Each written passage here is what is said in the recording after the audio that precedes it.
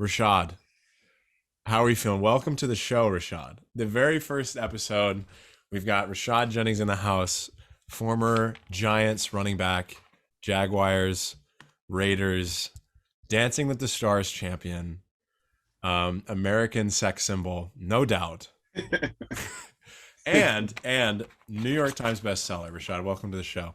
Appreciate you having me on, man. And Hey. just not for nothing, because you said that I couldn't hold myself. That's just Oh my gosh, is that's the bestseller? New York Times bestseller. Bro, I was You haven't watching checked it out, pick it up. I was watching an interview where you talked about that book. When did you write that? I wrote this, well, majority of it was written in college, believe it or not. I always had a desire to write a book, and I was inspired for several different reasons. One, I used to go to Barnes and Noble and kick it on weekends. Like dude, I'm one of those weirdos. I used to go to Barnes and Noble sometimes on the weekends and pull up in the like magazine section, and I would see all the titles. And I pull up in different departments where it was novels, mysteries, poetry, religion section, psychology section, and I would just pick out random books. And what I would do was I would read the chapter titles. From there, I never read the book. I would just read the name of the chapters, and I would sit down and I would write what I thought based upon the title of the chapter, what the material probably was read inside of it. So that's how I used to, that was fun for me. Read the title of a chapter, assume what would be written, then skim through it to see how close I was. So after reading enough books or skimming through enough books, I decided that I could probably produce something worth skimming more than a majority that I was already glancing at. So I started writing. And you did that on the weekends during college? Yeah. As opposed to going out with the boys? Yeah, a lot of because I mean, listen, I was that guy, man. I was a little different there. I used to have my own kind of fun, my own kind of ways, put on my headphones, disappear. But then, ironically, like after I go spend a couple hours at Barnes and Noble or whatever I was doing, then I show up to the party. Everybody's already drunk. So then, you had a book in your hand, right? So it's cool because now I'm at the party. Everybody's already lit, right? So I don't have to wait for that awkward moment before the people become real social. I come in and it's already lit. Yeah, Rashad. Like, so I go from like my intellectual side to then I go to the party and then I go home. You had the turtleneck on and you were carrying Fitzgerald's classics. Yeah, I would try to act different characters too. Sometimes I go to the party real poetic. Sometimes I act like a douche. So I just, I wore different hats. Which hat was the most successful with the ladies? Well, depends the type of party. The poetry party was a little different. Yeah. It's the poetic side came out typically on a normal day where there wasn't an influence, if you will. But typically, fake drunk Rashad was the life of the party. You haven't lived until you've walked around with an empty beer bottle pretending to be drunk. You told me about that. Rashad and we spent some time in Las Vegas, and the more we talked, the more I realized that I knew nothing about you. All your stories are incredible. You told me you would walk around Liberty, which we both went to, down in Lynchburg, Virginia, and you would walk around. Didn't you say you had a can, but it wasn't filled with anything, or is it a solo cup? Yeah, so sometimes I fill it up with ginger ale just to make it look like something fizzy. The good brown drink. Yeah, and they just needed to see the label in front of it anyway to make it seem like I was drinking. So the officer pulls you over for drinking in public, and it really wasn't.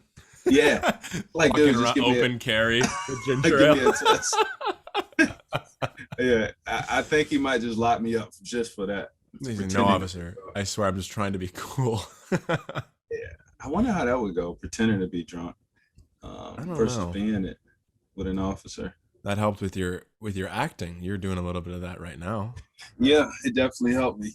And my love for people. I started off with psychology and sociology degree, and so I love people watching. and Yeah. how we interact and what inspires us to relate.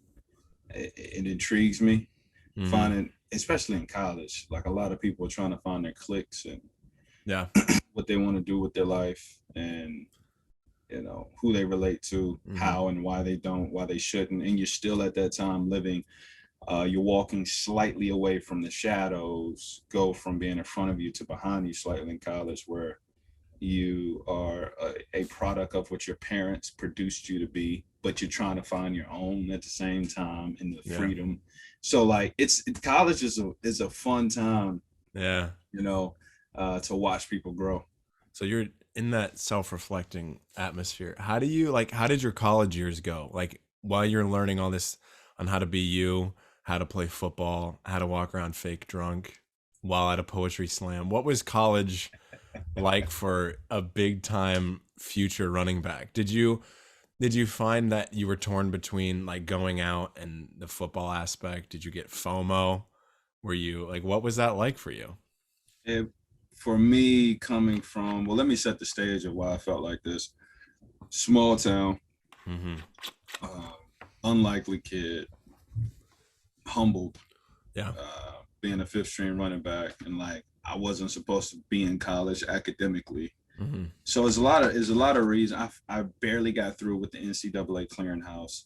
I actually Mhm. had to miss my first semester, because I snuck through. Honestly, man, I think I didn't graduate high school officially until 2000, like 15. I got my diploma somehow. Mhm. I don't know, man. I really think I snuck through. Like if they went and looked back, they would say I played illegally And that's the next college book, right? football. How to skip high school. Yeah, seriously, Mhm. man. I lucked up. I was the wave right before. So you used to have to have a two. No, it used to be no GPA requirement for an athlete to play at the high school level. Wow. And I was the last wave before I think became a 2.3. I also was the Mhm. last wave that could transfer high schools, um, and repeat. I repeated. I went from a public school junior year to a private school and repeated my junior year. That's not allowed anymore. Mhm. It's also not allowed for a collegiate player to transfer from one school to another, and play right away. I did that too. So like I really lucked up in a lot of different ways. And Um, here you are with the New York Times bestseller, a yes, children's book series, yes. and everything at your belt. Yeah, man, that's why I'm humbled. I always ask God to do things in my life that I know I can't take credit for, and Yeah. I seriously cannot take credit for a majority of the things and Hey. how it fell Amen. mysteriously in my lap. So touching on that, like being in Vegas, I definitely noticed the fruits of your life. You're a God fearing man. Hmm. When did that when did that transformation happen in your life? Was that during those high school years? How did that affect the way you saw football or the way you saw those party scenes?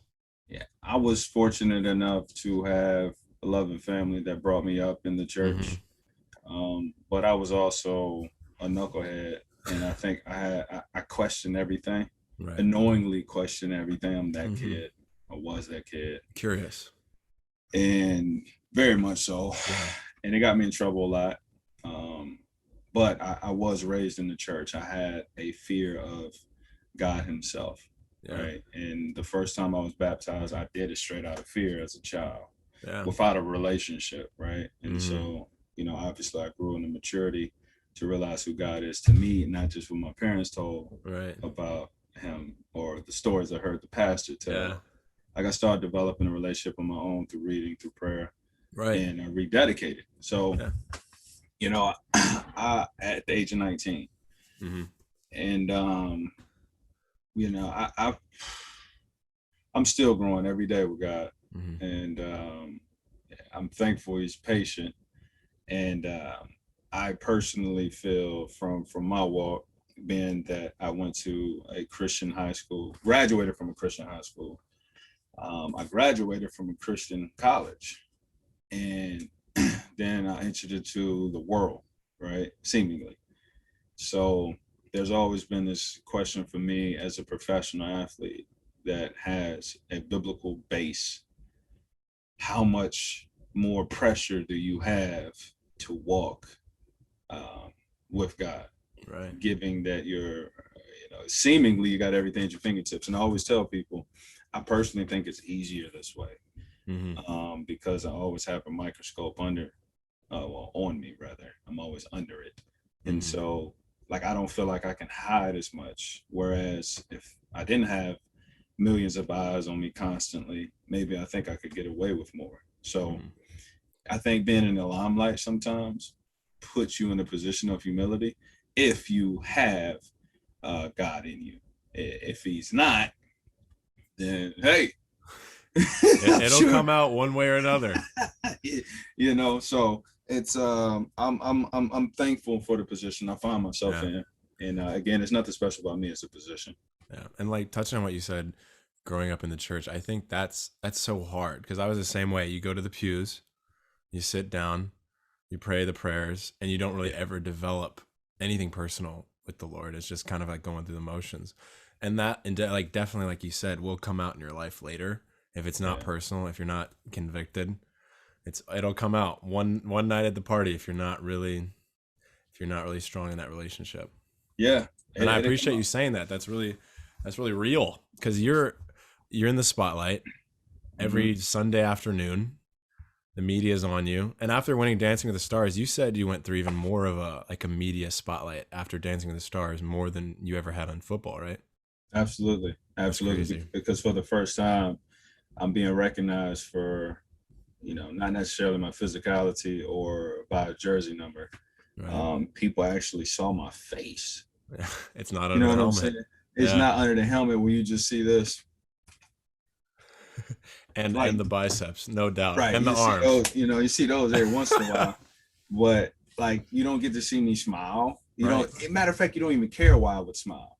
Right. See, Dancing with the Stars, and the thing is very different from Dancing with the Stars, which I can't believe that happened in my life. Again, attesting to God, I pray you do things in my life I can't even take credit for.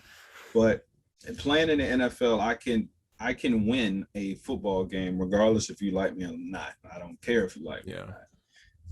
I can go inside a respected city, be an away team, being booed, thrown rocks at, judged, hated. I don't care. I'm gonna go out here and punish somebody, score some touchdowns, stop you from scoring. We win, we conquer, we leave, right? The American gladiator sport. But Dance with the Stars, the only reason you win is if people like you. Right. There's and one thing I love about doing the show, I never seen an episode prior to being on it. So I didn't know what I was getting myself into. Thank God. Because probably if I saw the show, I wouldn't have even done it. Right. And but that, man, what a special treat to be a part of one of ABC's greatest shows, and the echelon of people that I've been able to be associated with, and the ability to now learn how to dance. It's totally a new language that I've learned to speak. Dance, what a party trick. Man, weddings have never been the same. Friday nights, never the same. Oh, it's a wrap. You take me to a club, it's different. Hey, speaking of the clubs, you were telling me down in Las Vegas, when we weren't partying, we were working. Yeah. You met the love of your life at the country music festival at, what was it called? Stagecoach. Yeah. Tell me that story again. So I forgot the details. Yeah. So speaking of, is she here? Thank you. What a wonderful girlfriend. Speaking of, so one, I don't know, man. I just set the stage for that. I love country music. Right. I would be honest with you. Seeing you as a brooding running back. Yeah. Just tackling huge men. I didn't pitch you for a Morgan Wallen stan. Yeah. I mean, look, I'm a country fan. I am. Jimmy Allen is an awesome guy. I got a chance to play basketball with him a few different times. I'm a Brett Young fan. I'm planning to go golfing here with him soon. He's awesome dude. I could go down a laundry list of just people I've been able to interact with.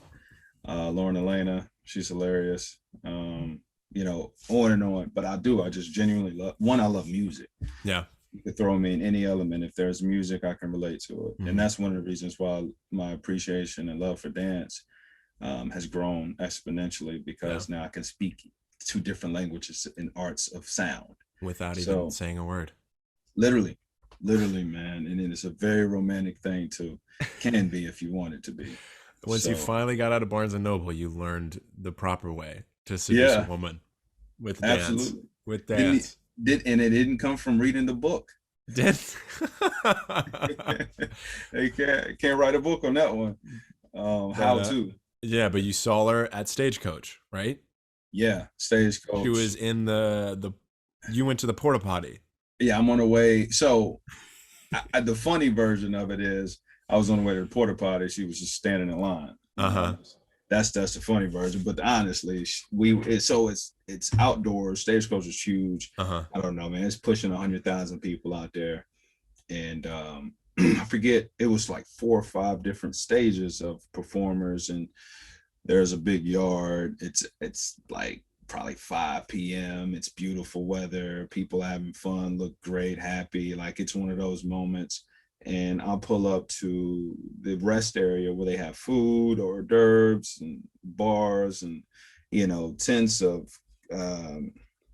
drinks and candy and all kind of stuff, right? So I'll pull over there. I'm like, I'm gonna freshen up and use the bathroom, give me some water, and I'm gonna get back out here to the party. And I roll up and I see this girl who is standing by herself with their hands in her pocket, some cut-off jeans, some cowboy boots on. You got to get the guitar. Jeans jacket. These need to be lyrics, dude. with a red shirt underneath, like, it beautiful, hair down, waving. I thought, you know, I was seeing things, right? You were feeling things. That's what was happening. You were feeling them. Yeah, and the way. And the feeling wasn't like, so there's 2 different attitudes of being a guy. I personally, this is my opinion. Take it. Okay. I feel like it's 2 different approaches to women when you don't know them. It's different, and it's easy if there's some form of introduction, or y'all know the same group of people, you work with each other, and you finally get a chance to be alone and you say something. That's different. But when you don't know anything, Adam and Eve, and you say hello, there's different approaches from a guy. So for me, I feel like when I see a girl, whatever inspires me to talk to her, I'm either like this, where I'm like, I get really excited, like, oh, like, I start giving these face expressions, like, I need to go say something. Right. She's bad, like, and I'm excited. I didn't have that, right? I had the, when I saw her, I dropped, I like paused. It wasn't a, man, she's bad, but she is. It was a, man, that feels like home. And so I approached it that way. Yeah. Right. And so girls, like, this is a real thing. You always can tell what a guy's thinking about you by how he approaches you. We can get into that another time. I don't want to give all the secrets away. That's the 3rd book. How to approach women at Stagecoach. Yeah. So I pulled up, and, well, first I didn't pull up. The first thing I did was scan the grass, right? The lawn, if you will. The lawn, because I'm thinking there's no way a girl that looks like this is by herself. Her man's probably somewhere around. He's in the porta potty. He's probably taking a douche. Yeah. So let me give it like a minute or 2 to see if anybody shows up. I don't want to be disrespectful, but I walked by and kind of like glanced. I didn't see a ring. So to me, you either married or single, because that's what it is. How close were you to look at her ring finger? You just you stood over. Oh, I see. I had LASIK eye surgery, so I could see from a good distance. You had laser vision. Yeah.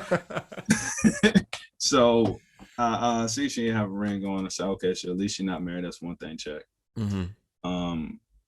Nobody came, man. So I said, I'm gonna go use the restroom real quick, and if I come out and she's still standing there, I'm gonna say something. If she ain't, hey, I guess I took the route of it wasn't meant to be. Went to use the bathroom. That's the fastest piss I ever took. I mean, I was pushing it out. So I come back out and she's still there. So I'm like, I gotta go say something. So then 20 minutes took place. You stood there Yeah. with your Yeah. hands on your hips, and you're like, I'll get over there in a second. Yeah. Nervous is all get out. Like Yeah. I'm in high school again. Mm-hmm. And the best thing I could come up with was approaching her and asking or saying to her, would it be rude if I introduced myself? Mm-hmm. She looked at me, she smiled, she said, no. And I thought that was a very wise approach because I'm asking her something I know the answer to. Mm-hmm. Right. So I'm comfortable. And by her saying no, it gives her the authority. Right. Right. So it's a win for everybody. And from there, you know, my name is Rashad Jennings. So the rest happened. Does she didn't know who you were? Not from a hole in the wall. She knew me from a hole in the wall, which made it great. So she had, you know, through the conversation, you know, what do you do? Yeah. Where you from? And all these things I could have said. I just said, I'm an author. Mm-hmm. And I took that route because one, it's not typical. Two, she could think, man, this dude ain't nothing. Like, who's an author, right? Like, everybody's an author. It's like me coming up. Right. It's like saying I'm an artist. Like, dude, what are you saying? So I took the route and said I'm an author. Mm-hmm. You know, I didn't brag or anything. Just I'm an author. Didn't say I had a New York Times. I was just, I'm an author. So she said, oh, that's cool. I said, what do you do? She said she's in the Navy. And, you know, before I left, I clearly asked for a number. And I'm sure she found out at some point when she looked up my name, she has a crazy sister that I'm sure was snooping and probably found out what I did. But it was super organic. Yeah. And I like it when people don't know me from a hole in the wall. Yeah. She was probably less fond of you once she found out. Yeah. It was a pullback. It's like, oh no. Yeah, what kind of this clown? I don't want to deal with nobody like that. Do you feel like as you've grown in popularity that people use you for your name? Do you wish sometimes you didn't have the name? No. Mm-hmm. I don't mind. Well, depending on what I'm being used for, I don't mind. No. My thing with the like introduction and getting to know people, I can't help why people are attracted to or would be attracted to me. People can't control attraction. Yeah. That's what it is. It's a draw. Right. Mm-hmm. So I could be drawn to something I don't even like. That's called an attraction. Mm-hmm. Right? I could be drawn to something that's not good for me. That's an attraction. Right. Mm-hmm. So whatever attracts you, that's okay. But what is it that's keeping you? That's what I question. And so I'm fine if I'm in a dating world, right? Or anything. Yeah. If, you know, I want to date him because that's Rashad Jennings, that's cool. I want to date him because he's a professional athlete, that's cool. I want to date him because I think he looks good, that's cool. Mm-hmm. But after the first 2 hours of conversing with me, if that's still the only reason, now I got a problem. Yeah. You know what I'm saying? And you coming from small town Forest, Virginia, did you, I mean, you probably never dreamed of that. You just wanted to play football. Were you super popular in high school, or has like this not newfound fame, but like being a superstar, do you feel like some relationships are inauthentic now that you are all over the TV? Like, how has that changed since your high school relationships? Because I know, I mean, I'm nowhere near the caliber, but even just going to Las Vegas with you, I noticed a shift slightly in how people would treat me. And that's just because I was secondhand of you. And that was kind of annoying because that is just inauthenticity, and it's just out of nowhere just because of like a title, if you will. So how has that changed? Do you like that change, or have you kind of like, how long did it take you to accept that, or kind of just get adjusted to it? It took me a while to recognize it, and that's because I'm a goof. Mm-hmm. So high school, like I'm the kid. I wasn't the popular kid, but I was known. You know, I was about an average guy. And but I like joking. Mm-hmm. So I was a class clown. Like I'm always laughing. Yeah. I'm walking up to random people in the hallway. Hey, what's up, man? Your shoe untied. Just I made you look. At stagecoach. Right. Always So hanging I'm out by porta potties. exactly. Nothing's changed. And so I'm that kid. I'm always all over the place having Yeah. fun. I talk to random strangers. I don't mind conversing with people I don't know. Mm-hmm. I like having fun. But to see it switch for me because I did start becoming popular. So the random person I would walk up to and start messing with, they would know me. Yeah. Then it became not fun. Mm-hmm. I'm like, dude, I can't pick with people. They know me. Yeah, I can't go to some, hey, your shoe untied. He's like, Rashad Jennings. Hey, man. I'm like, dang. Like, I untied it on purpose. I knew you'd come up. You're Rashad Right. Jennings. So I would say, but to answer your question, I think fame itself or just being well known, well received, Mm-hmm. or a lot of people may have an opinion about you. It comes with the nature of doing things either very good or very bad. Yeah.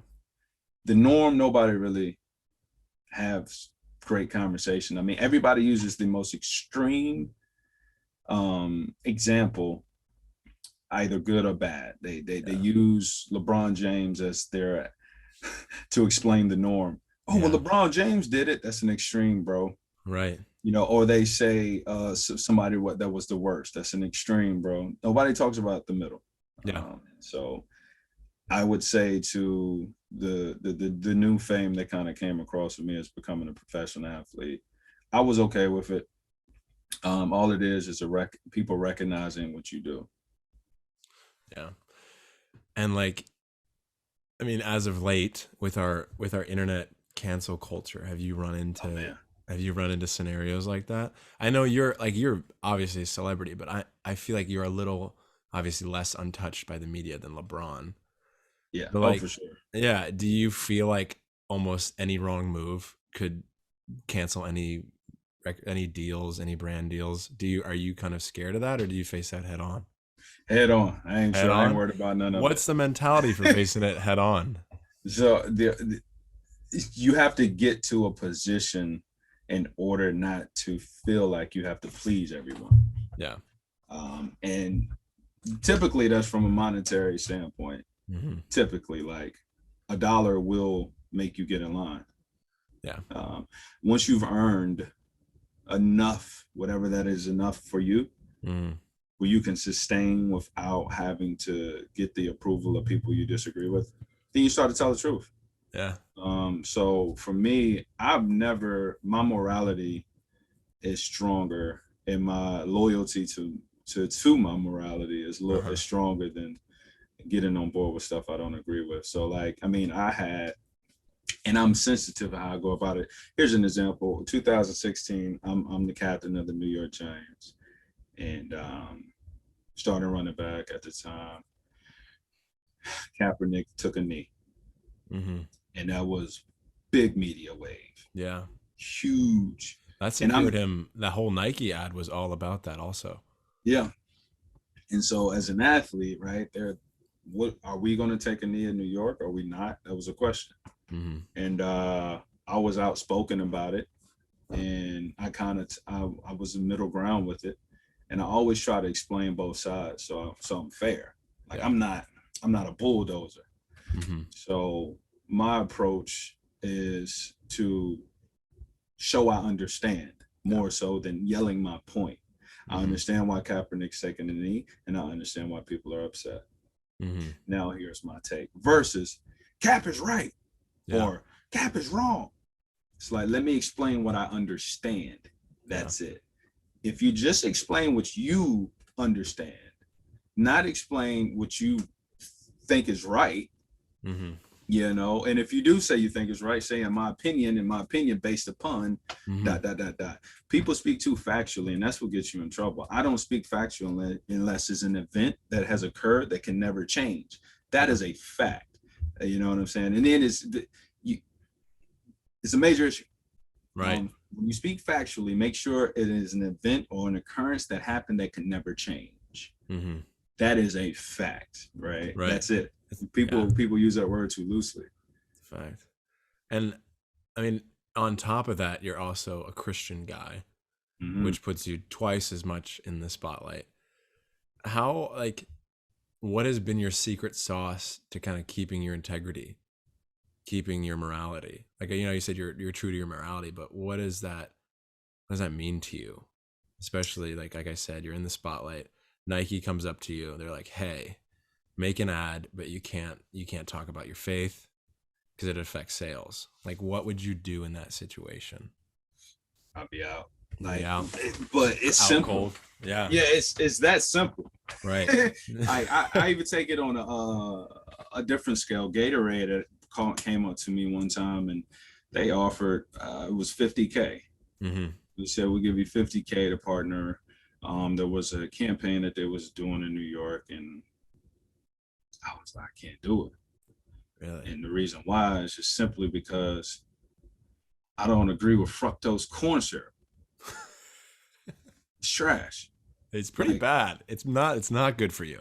It's horrible for you. But you said no to the Gatorade just because of fructose corn syrup. Just that. And that's all I said. Look, if there is a campaign surrounded around a drink that doesn't have fructose corn syrup or something that I don't mind telling people that is well to drink, even if I didn't like it, right? Like, there's still business. Yeah. Maybe I don't like it, but I know this product is at least good for people. Then maybe I can do that. But I know this is horrible for people, so I can't take the 50K. So you take that on a small scale. Most people are like, fructose corn syrup, what? That's the reason why you didn't take 50K? A little bit of glucose and sugar, and you turned down 50K. Right. They think I done lost my mind. But to me, there's an example of me being loyal to my morality, not anybody else's. Like, I can't live with, there's certain things I personally can't live with. Now, on the other side, I probably could do some things that others wouldn't do, but I think it's fine. So you just got to be true to yourself, and live a life where, you know, if you do things well enough and consistently, things chase you more. And then monetarily speaking, money will start to chase you more than you're chasing it. So, align yourself right. Right. And I think I'm sure that it's like people teach you this in elementary school. It's like the smaller the thing, the more, like, if you keep your integrity even for the smallest things, it pays off for the bigger things, because it's just second nature for you to follow the moral compass. Absolutely. And that's tough, though. It's not easy. No, it's not. That's life. That's the human condition. Like, what was another example? I had, but from the other side too, from Christians, I get a lot of criticism too. I did Dancing with the Stars. You had 4 buttons down your shirt. Dude, I was out there showing everything. I watched it the other day. I was like, oh my goodness. You know, so the sexual symbol. Right. So then it's like, how can he be a Christian if he's out there dancing, and his abs are out? Yeah. So then I have that side, right? It's like, then I have to answer to that. Yeah. And so, you know, it's a balanced level that you have to have, and it grows you into stability of who you are. Right. And it's hard to accept that sometimes. Yeah. Do you feel like you had ample time to kind of build that foundation, or before you were thrown into the NFL? Because I know, like you said, you have to be so secure in yourself that the internet can't tear you in half, and that's really tough, because that's thousands upon thousands of people telling you you're wrong. Yeah, you do need to be secure in yourself. I did have time to grow as a person. I mean, even from a living situation, I started off in a small town in Forest, Virginia. Then I went to Jacksonville, Florida, which is fairly bigger. It's a big, small town. Then from Jacksonville to Oakland, in the whole valley, San Francisco area. Yeah. Then New York. So, like, I baby stepped. Yeah. And kept getting into bigger markets, bigger media, and slowly introduced and groomed into how things work. Right. So I feel like I was fortunate. Yeah, and I totally respect that, because even, like, I obviously had no idea. I honestly am not a huge football guy, so it's really cool to meet you and see it through the lens of, who is this guy as a character? And I watched you interact with huge companies, and they were obviously kind of looking for something from you, and you just you were respectful, and you were politely declined if you didn't know them, if you didn't know much about their brand. You're always quick to be like, listen, I love the idea, but you never gave them like anything. And I was like, man, this guy's really just out here shooting down deals. I respected it like crazy. I like these people that I was like, man, that's a huge guy. And they walked like, what's up, Rashad? And you're like, oh, hey, how's it going? They're like, do you want to do this? You're like, maybe. And I was like, what is happening? The president would walk up and say, "Hey, what's up? Maybe we'll see, Rashad. We'll see. Yeah. We'll see, President." I was like, "What is happening?" Yeah, It man. was so cool to see. And then, like, I even watched a few of your interviews while I was editing a few of your videos, and where, like, that foundation that you talk about from Forest, Virginia, like, where does that come from? Is that from your mom? I know your father passed away recently. Mm-hmm. And you talked about, like, that conviction of, you stuck to football and you gave up everything. You lost the weight, you gave up partying, you spent time at Barnes and Noble. Like, what developed that conviction so early on that not even internet success, television success, wealth could affect that? You were so straight and narrow on that path to being true to Rashad Jennings that the world couldn't touch you. I think I thought more of myself than I should have. Yeah. I mean, that does come with a little bit of, like, self-focused mindsets. Yeah. The confidence was real in me, whether or not it was on something stable. Yeah. I was definitely, I wanted to prove my point. Yeah. I wanted to allow people to change their opinions about me. Mm-hmm. And the only way you can change the opinions about you is you start giving them new facts about you. Yeah. And the only way to give them new facts is to create them. So, but like, I'm a hard head. I'm stubborn at times. Yeah. But all of these traits, I was able to put that into good use.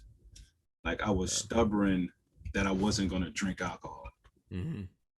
That's good. Yeah. You know what I'm saying? I was, so all these traits that seemingly make people fall off, I was just fortunate enough to be able to tunnel those properly. Right. I was very angry. A lot of people that are angry do violent things and potentially end up in trouble. I was angry and I funneled that through a game of football. Mm-hmm. And somehow I was applauded. So it's like all of these elements about me that could have gone left. It's like the same, everybody around me, I always joke about this. Every single person that's close to me, they literally love me and hate me for the exact same reasons. You love me. Tattooed on your chest. Seriously, love me or hate me for the same exact reasons. You love me because I push you and I motivate you. Mm-hmm. Or you hate me because I push you and I motivate you. Right. It's like, dude, chill out. Like, either way, you know what you're getting over here. Yeah. There's no crazy monsters under the rug. There's no crazy skeletons in the closet. It's like just a ripped guy in Dancing with the Stars with way too many buttons off. Way too many that like picking up girls at the porta potty. That's it, man. I stagecoach. So I'm fortunate. I really am. I didn't have to try to develop into this person. I just truly chased success in what I thought it looked like, and I was a law-abiding citizen. And I thought outside of the box. Mm-hmm. I was always honest. And I felt the confidence came, it was a lack of lust, but I was confident in myself when I shouldn't have been. Yeah. That's a good way to put it. But I was always respectful, though. That's another thing, man. I was super respectful. I was annoying, right, and I wasn't disrespectful to authority ever, man. I would ask them questions, but logic questions. Yeah. From here's an elementary example. How many sides to a stop sign? 2? Are you talking about like front and back? Boom. See? And you ask somebody else how many sides to a stop sign, they're gonna say 8. Another person may say 10 because you got 8 sides front and back. Yeah. So if you ask enough people, you're gonna get different answers. Uh-huh. Right? That's just how the world works. If you ask more and more people the same questions, you're gonna get more and more different answers. So on a test I was taking, they said how many sides to a stop sign. The correct answer was 8. Well, I said it was 10. Right. And so I'm stubborn and I'm going to argue my point. Mm-hmm. There's 8 sides and 2, front and back, like you recognize. Yeah. Well, I'm wrong. But to a child, right? If a child came up to you and said, say it was you're the uncle, and he said, "Hey, aren't there 10 sides to a stop sign? You got 8, and then you got a front and a back. Are you gonna tell him he's wrong? And if you tell him he's wrong, why? Why is he wrong? He's wrong because that's what we decided. Right. It's a subjective opinion. Right. And so now my test, I get an F because I don't answer it based upon how you demand it to be recognized. Now, even though I'm able to articulate my reasoning of why I gave you this answer, it's not like it's wrong. It's not what you wanted. Yeah. So when it comes to authority, I question everything with logic, and it pisses people off. And I still do that today. Yeah. Right. And but I matured to the position where I'm able to use logic and kind of keep me out of a lot of trouble where cancel culture comes into play. Riding people's logic out is either going to take you to a new lane, take you to a destination, or it's going to fall off a cliff. You just got to keep riding the logic out. So that's why I appreciate conversating with anybody that thinks differently from me, because the only thing I could do is learn something, or I'm able to navigate through how we actually differ. Yeah. Kevin Hart gets canceled, because he said something a while ago. And then I saw on The Bachelorette that they got canceled. My girl makes me watch The Bachelorette all the time. And the host got canceled because of something he said. Then I saw but then it's weird because it's like, follow the logic of cancel culture. Yeah. Then it would seem that not most, but it would seem like a lot of artists in their music, if you listen to the lyrics long enough, you'll be like, yo, this sounds like they just said something in their music that should be questioned. It's celebrated. Right. So it's, where does the logic stop? Yeah. Right. So let me follow cancel culture logic.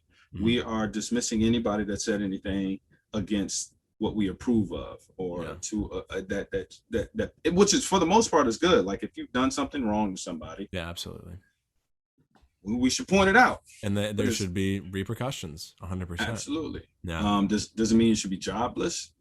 I mean, can we repent? How do we show ourselves worthy enough to be forgiven? I don't know those answers, but I have no problem with anybody and everybody being punished for what they deserve. Right. It's just kind of the quantity of that punishment that's still under examination. Absolutely. But the media wave will get you going, man. It'll make you hate something in somebody you don't even know. Right. Right. And it's sometimes it's an issue of context. Like, what was it? Where was it said? When was it being said? Under what situation? But I think as humans, we want to fight for something, and that's what we get. We get a goal. Absolutely, man. And it reminds me, biblically speaking, how we take things out of context. Because the reason why we're taking it out of context, because we're too busy trying to prove our point. We search for information to prove our point instead of seeking for the truth. Like, that's a big deal. Doing a research paper, I write a lot, right? When I do a research paper, I'm looking for information to prove my point. Right. When I seek for information, I'm looking to learn and understand. People search a lot in life instead of seek. Yeah. And that's, partly, that's a big issue. It's not an issue, it's a part of life. And those who are willing to have the hard talks usually come out a little bit more healthier. Well, I have thoroughly enjoyed this. This has been such a fun time. Yeah, for sure, man. Me too, man. I enjoy it. Hey, listen, I got a chance to get to know you a short period of time. I could tell that you're enthused by what you do, and whatever it is you do, you're gonna give 100%, man. So that's cool. That's a nice aura to be around somebody with. It's not often, you usually just bump into people that's just trying to take what they can. But when you find people that's just, if their name's on it, they want excellence. That's a motto I live by, which, it's a quote, man, that I live not by it, but I live in such a way that if somebody was monitoring my life, it would inspire them to write these words. And it's the master and art of living shows little distinction between his work and his play, Yeah. his labor and his leisure, his love and his religion. He simply pursues everything he does with excellence, leaving others to decide, is he working or is he playing? But to him, he is always doing both. And I truly live my life like that. I'm always working and playing. And it's a very thin line where you can tell if I am working or am I playing. And the way I carry myself is my work. Hey, amen.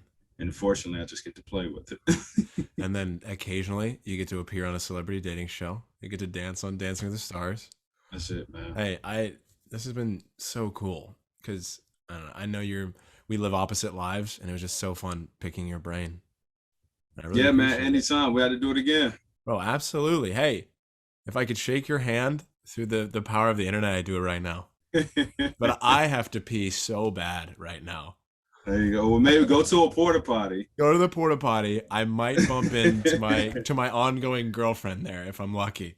Yeah. Hey, Rashad, you're the man. I respect you a whole lot. You've done some really inspiring things, and I know we'll be in cahoots in the future because I have to send you that video. Yeah, exactly. More to come. Hey, but thanks again. Cool, man. Hey, to everyone listening, thanks for tuning in. My name is Stephen Covert. This is Rashad Jennings, tackling everything under the sun.